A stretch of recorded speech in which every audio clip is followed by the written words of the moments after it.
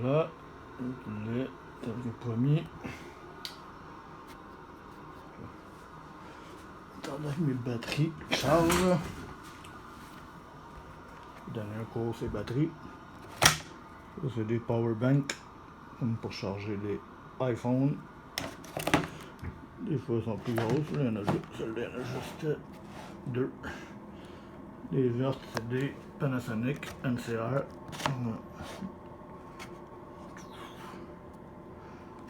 CGR. Made in Japan. Très rare de nos jours. C'est vieux. Ça, c'est des génériques chinois 2000, mais des bonnes. Anyway. C'est ma batterie de vélo électrique qui est arrivée un mois en retard, mais les mauves, c'est des Samsung. Tout problème. Mais c'est pas grave. Ça me force à les. Ça me force à apprendre comment ça marche. Ça, c'est le BMS Battery Monitoring System qui a eu le boucan qui est sorti. Donc, il est plus bon. D'après moi, c'est pas très cher. Anyway. C'est la vie. Bon. Ce que je voulais montrer. Pas ce que je voulais montrer, mais vu que ça existe des speakers. Polaroid. C'est pas Polaroid qui est fait par contre. Ok.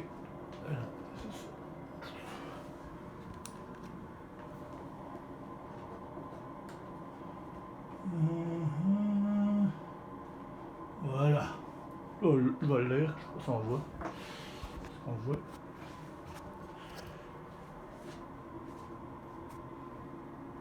Oui, non, oui, non. Ah, on voit. Hop. Bon. Voilà. Professeur d'un jour.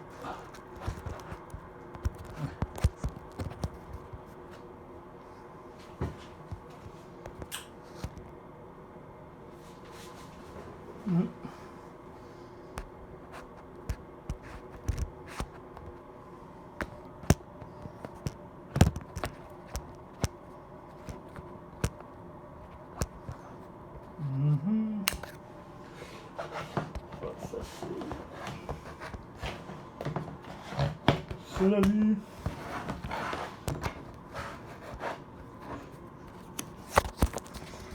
Ok, on va finir par l'avoir. Je suis pas très bon en ergonomie. Mais, hop. Peut-être dur, je voulais démontrer mon point que je voulais démontrer. Ok.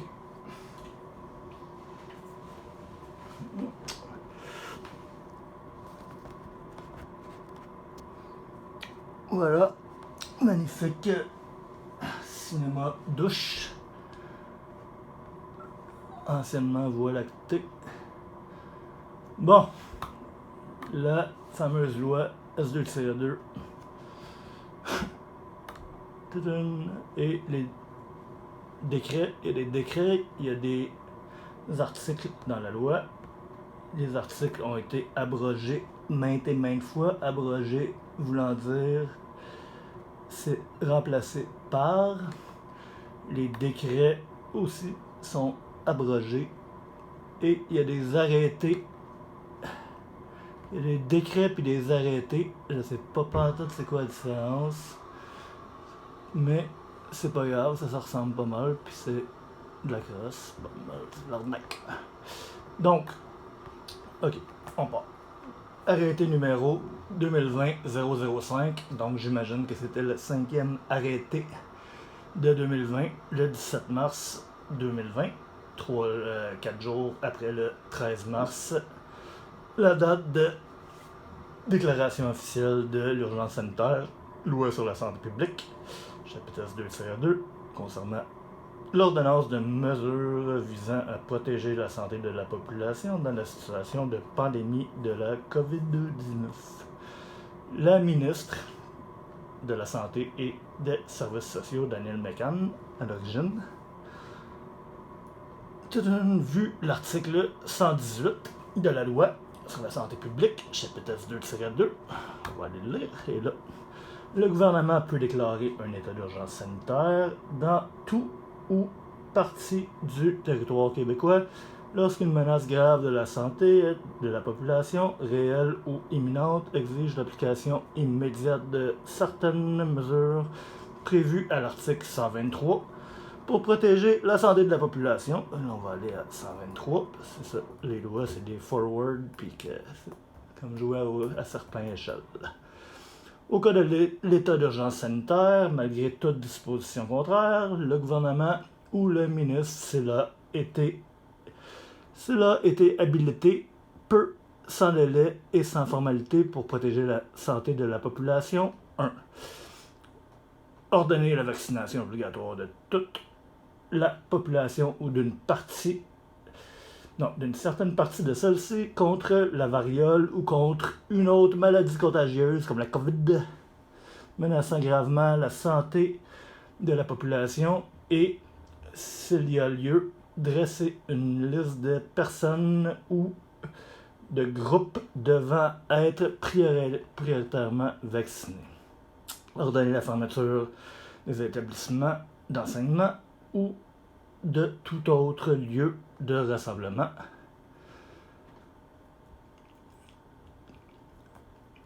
Donc là, c'est pas le directeur de santé publique, on parle bel et bien du ministre, gouvernement ou le ministre.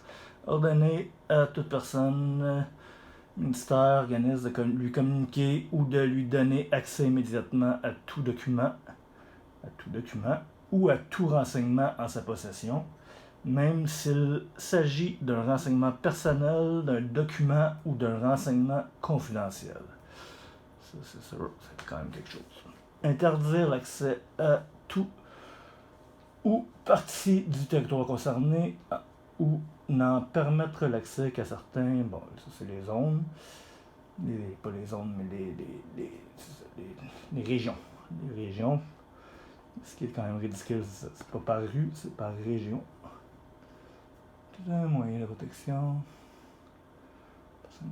Ordonner la construction de tout ouvrage ou la mise en place d'installations à des fins sanitaires ou de dispensation de services de santé et services sociaux, requérir l'aide de tout ministère ou organisme en mesure d'assister les effectifs déployés, faire les dépenses et conclure les contrats qu'il juge nécessaires, ordonner toute autre mesure nécessaire pour protéger la santé de la population. C'est exactement pour les de 5 à 8 que j'avais été au poste de police puis au palais de justice faire arrêter. Enfin, pas que je l'ai, mais c'est que porter plainte contre le premier ministre parce que avec le camping qu'il y avait en bas de ma rue depuis des semaines, puis que les gens, c'était un vrai virus, même si on est invisible, mais mettons que tout le monde l'aurait pour vrai, ben, ils prenaient pas ce qui était écrit de 5, 6, 7, 8 pour empêcher les gens qui se font du camping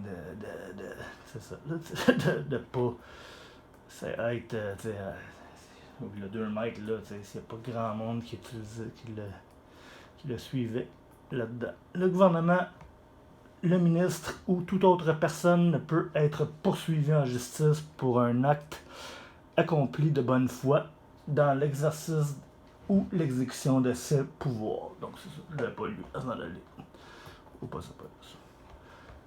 Voilà. Donc on revient. Avec décret 005. Okay. Vu le décret 177-2020 du 13 mars qui déclare l'état d'urgence sanitaire dans le territoire pour 10 jours, parce que c'était 10 jours à l'origine, mais que là, ça a été renouvelé depuis. Vu que le décret habilite, considérant qu'il y a lieu d'ordonner certaines mesures pour protéger la santé de la population. Arrête ce qui suit. Fait que c'est un arrêté ministériel. Bon, là, il y a une couple d'affaires, les garderies, pour les employés de l'État, les hauts placés du gouvernement, eux, avaient le droit des garderies.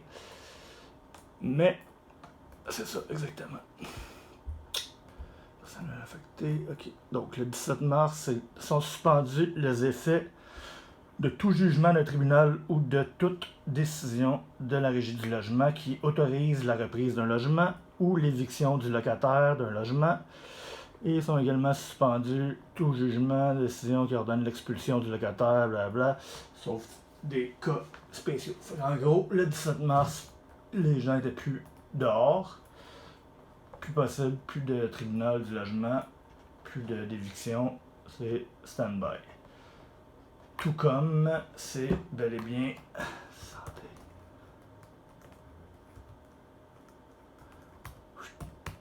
Santé Montréal. Donc, en ce moment même, Santé Montréal. Ok, Santé Montréal, ça c'est la santé. C'est santé publique, mais pour Montréal. Ça, c'est fait bien compliqué. Donc, on va sur Santé Montréal. Donc, on va. On revient avec les couleurs. Ajustement en zone rouge, on revient avec les codes de couleurs. Pour épais, coronavirus, COVID. Tac. Et là, c'est en temps réel. Aujourd'hui même, en ce 17h, le 6 février 2021. Et voilà. Donc, outils en plusieurs langues.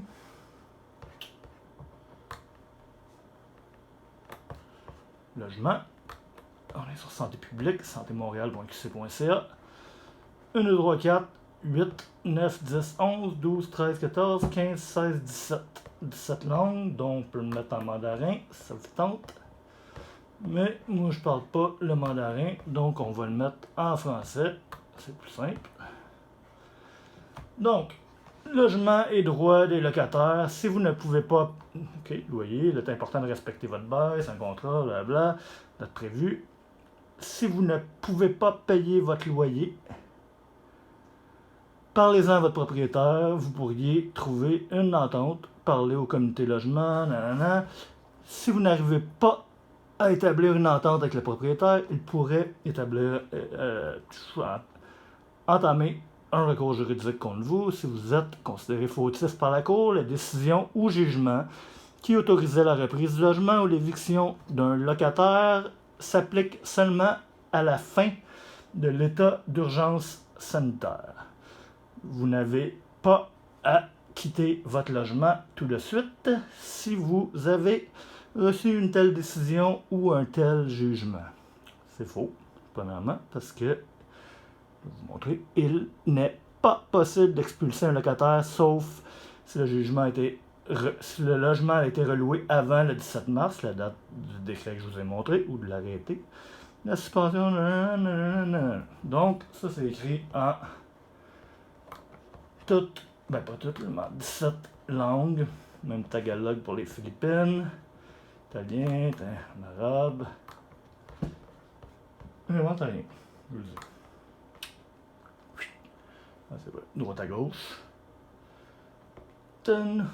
Québec, et voilà, anyway. Donc là, ça c'est faux parce que ça c'est Madame McCann, santé, et là vous irez le lire, mais ça a été renouvelé. Là on est arrêté numéro 2020-052 du ministre de la Santé et Services sociaux, loi sur la santé publique, S2-2, chapitre S2-2. Décret 13 mars, encore l'article 118, 123, protéger tout le monde, sauf que ils font comme ils veulent. Considérant, voilà, là, considérant que la situation actuelle de la pandémie de la COVID-19 permet d'assouplir certaines mesures mises en place pour protéger la santé de la population, tout en maintenant certaines d'entre elles nécessaires pour continuer de la protéger.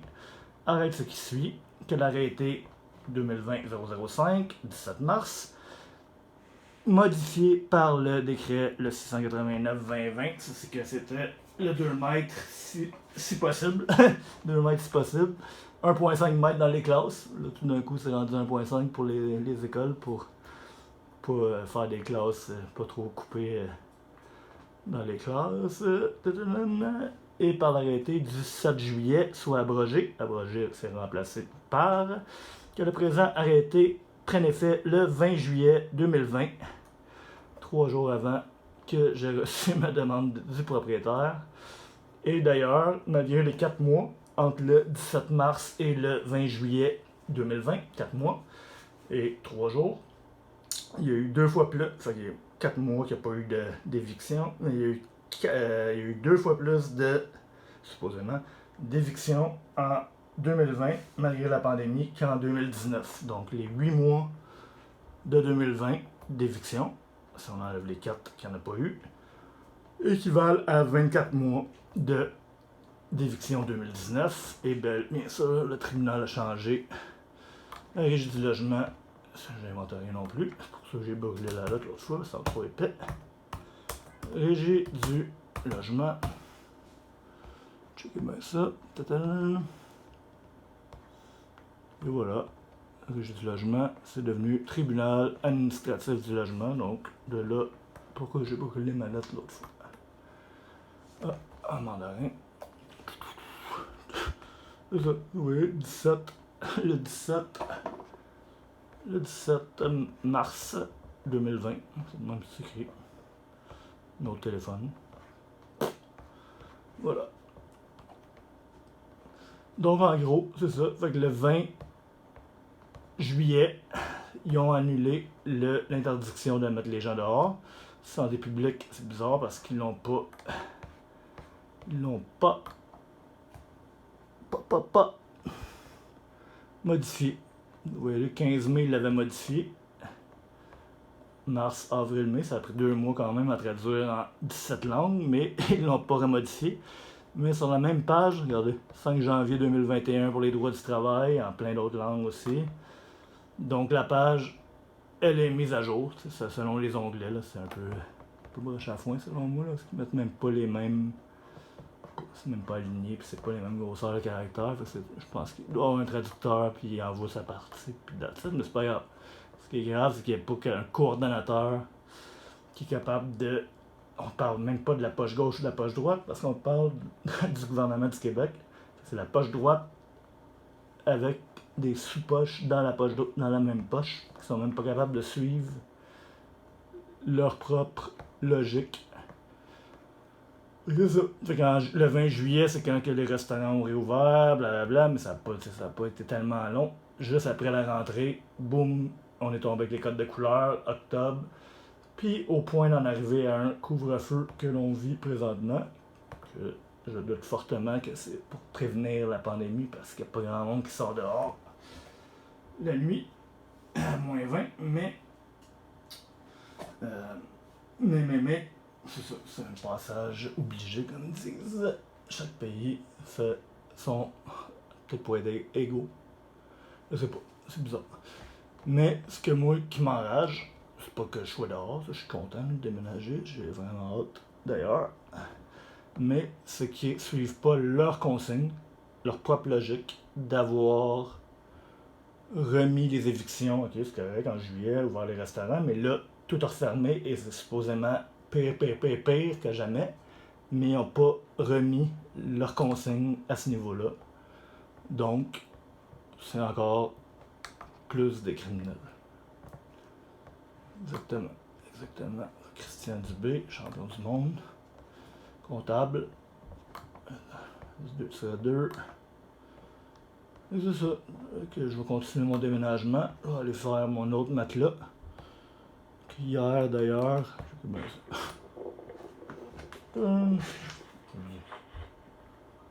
Sherbrooke, vers 2h du matin. Ça, c'est hier. Ah, pas ça. Vendredi,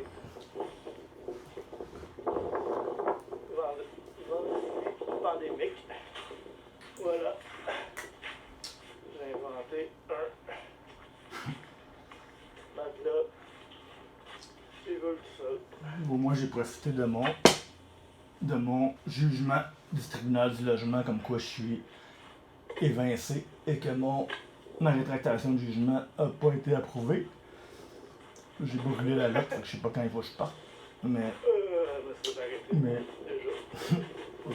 me suis assassiné avec la police pour leur dire que j'étais sans abri, comme j'avais le jugement dans mes poches du 27 novembre dernier, de m'en aller en 10 jours.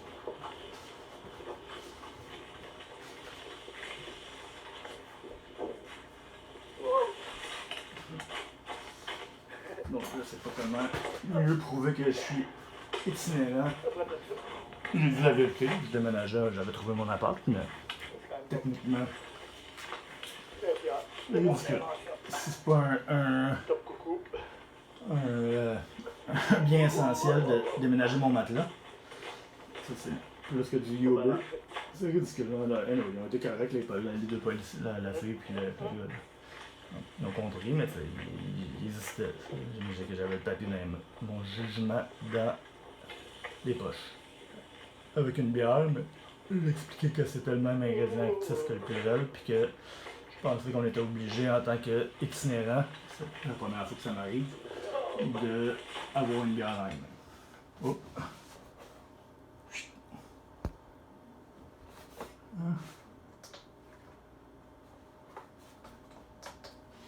Hop. En tout cas.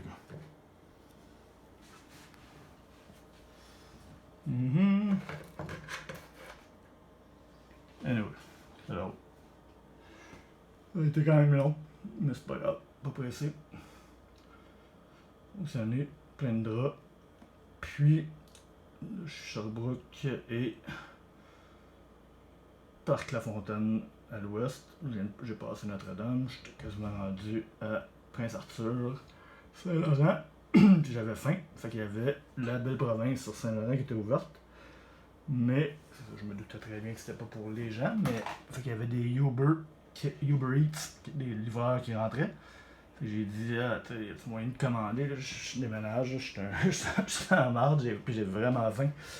Puis il n'y avait aucun moyen, les consignes, pas le droit de commander. Le seul moyen, c'était de commander avec Uber Eats. J'ai jamais commandé de Uber Eats. Je ne tentais pas d'installer de l'application. J'allais me coucher dans mon nouvel appart avec mon matelas que je venais d'amener. Mais c'est quand même ridicule. Il y avait les sans-abri, ils n'ont pas d'amende, mais ils n'ont pas le droit de rentrer commander de belle province si jamais ils ont 10$ dans les poches pour manger. Il n'y a rien d'ouvert, à part la belle province qui était là à 2-3 heures du matin. Mais pour Uber Eats. C'est incroyable, selon moi, incroyable. Je peux répéter, mais c'est pas de la faute à la police, ils ne savent pas vraiment dans le fond, je pense. Ils sont victimes. De ça. Pas tous. Il y en a qui sont quand même contents aussi de pouvoir donner des amendes. Mais you will own nothing and be happy.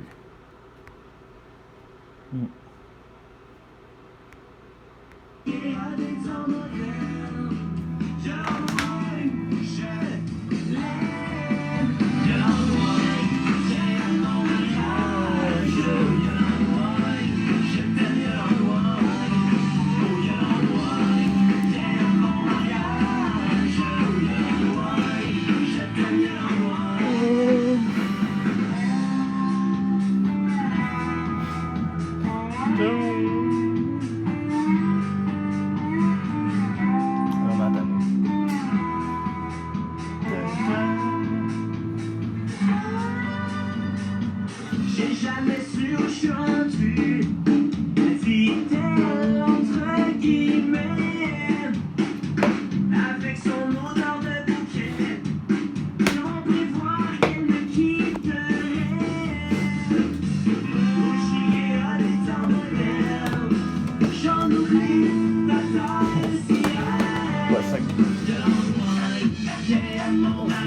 Pétition.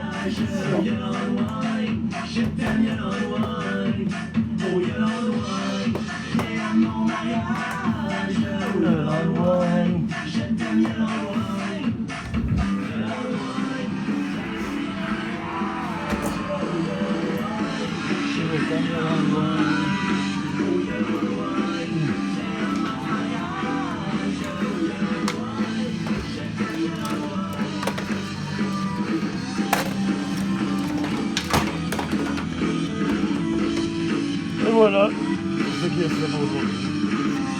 Je pense pas la patate.